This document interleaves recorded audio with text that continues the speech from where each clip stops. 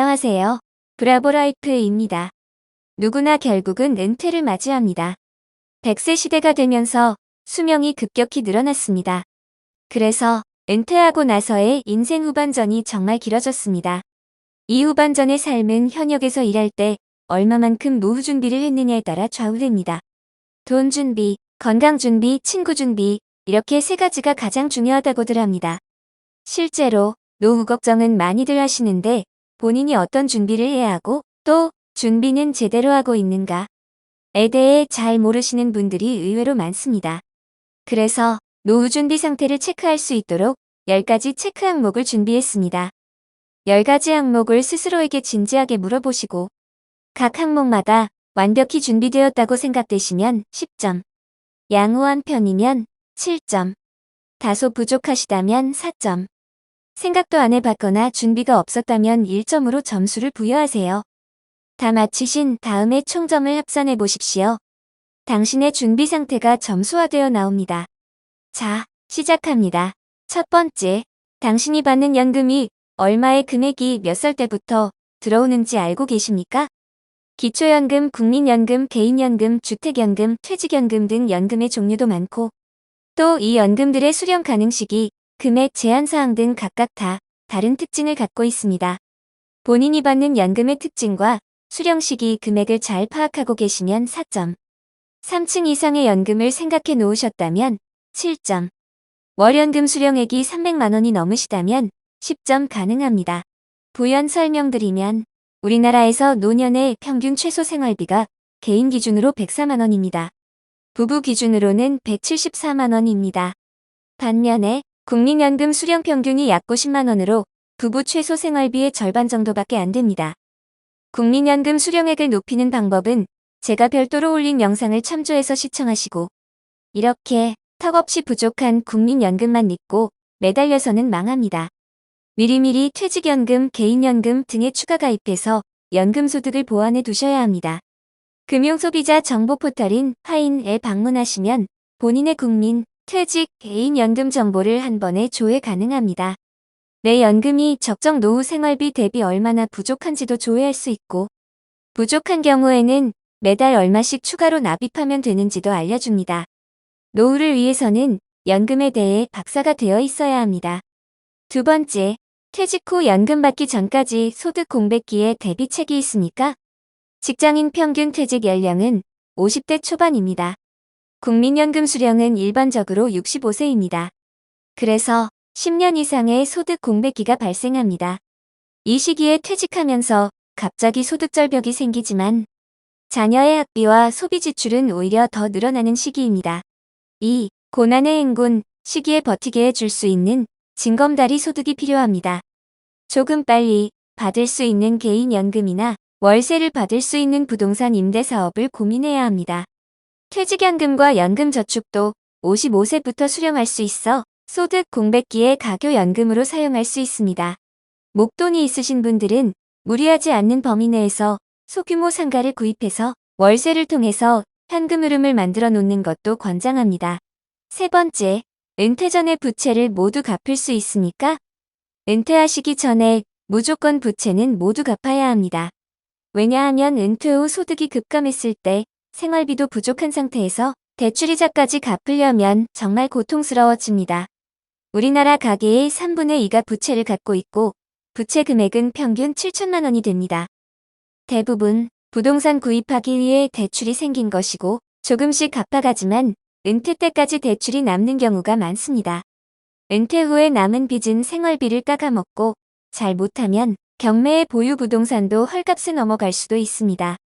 그래서 은퇴 전에 빚을 청산하기 위한 구체적인 계획과 실천이 필요합니다. 만약 자신이 없다면 보유 부동산을 줄여서라도 빚을 갚아 나가야 합니다. 또 중요한 것이 있습니다. 보험도 잘 정리해야 합니다. 벌이가 넉넉할 때 이것저것 들어둔 보험이 나중에 은퇴 후 큰 짐이 될 수 있습니다. 정말 꼭 필요한 보험만 남기고 나머지는 깔끔하게 정리해둬야 합니다. 자녀들이 어느 정도 성장했다면 저축성 보험과 종신보험은 없애야 합니다. 의료비는 갈수록 많이 들어갈 수 있으므로 질병 및 상해보험은 유지하십시오. 실손과 안보험은 보장기간을 늘리는 것이 유리합니다. 네 번째, 자녀 지원은 언제까지 할지를 결정했습니까? 한국의 부모들은 자녀 지원을 대학 졸업 때까지 62%, 취직할 때까지 17%로 나타났습니다. 대학 입학 때부터 지원을 끊어버리는 외국과 완전히 다른 경향을 나타냅니다. 자녀 한 명은 대학 졸업 때까지 드는 비용이 약 3억 원이라 합니다. 결혼에 전세 자금까지 챙기려면 2억, 3억은 금방 들어가 버립니다. 자녀 교육비와 결혼 비용은 은퇴 후의 삶과 직결됩니다. 자식에게 다 퍼주고 나중에 빈 껍데기만 남게 되면 안 됩니다. 오히려 나중에 짐이 되는 것보다는 미리 손절하는 게 더 낫습니다. 처지에 맞게 현실적으로 가능한 범위까지만 지원해야 하고 이것 때문에 부부싸움을 할 수 있으니 부부의 합의가 중요합니다. 자녀에게도 미리 솔직한 대화로 알려줘야 합니다. 그래야 마음의 준비를 합니다. 다섯째, 은퇴 후 어디서 살 것인지 결정했습니까? 살던 곳, 귀농 등 어디서 살지는 매우 중요합니다. 살던 곳에 그대로 살면 제일 좋지만 돈이 궁하면 어쩔 수 없이 주택 다운사이징, 과주택연금을 고려해야 합니다. 주택 다운사이징은 노후자금도 만들고 큰 평수에서 살 때보다 관리비를 줄일 수 있습니다. 이때 확보한 돈으로 빚을 갚거나 수익형 부동산에 투자해서 현금 흐름을 만들어야 합니다. 살던 곳에 그대로 살고 싶으면 주택연금에 가입해서 연금을 받으면서 생활하시는 것도 권장합니다. 자식에게 집을 물려준다는 생각도 변화할 필요가 있습니다. 여섯 번째, 재취업 준비는 어떻게 하고 있습니까? 현재 직장에서 계속 버티면서 오랫동안 다니는 것이 제일 좋긴 합니다. 요즘 같은 초저금리 시대에서는 돈의 가치는 떨어지지만 직장의 가치는 반대로 올라갑니다. 원금 150만 원을 받는다면 현금 11억 원을 맡겨두고 받는 이자 가치와 맞먹습니다. 단지 돈 때문이 아니더라도 직장은 몸과 마음의 건강을 유지하는 데도 큰 도움을 줍니다. 최대한 버티다가 퇴직하게 되면 재취업하기가 하늘의 별 따기입니다.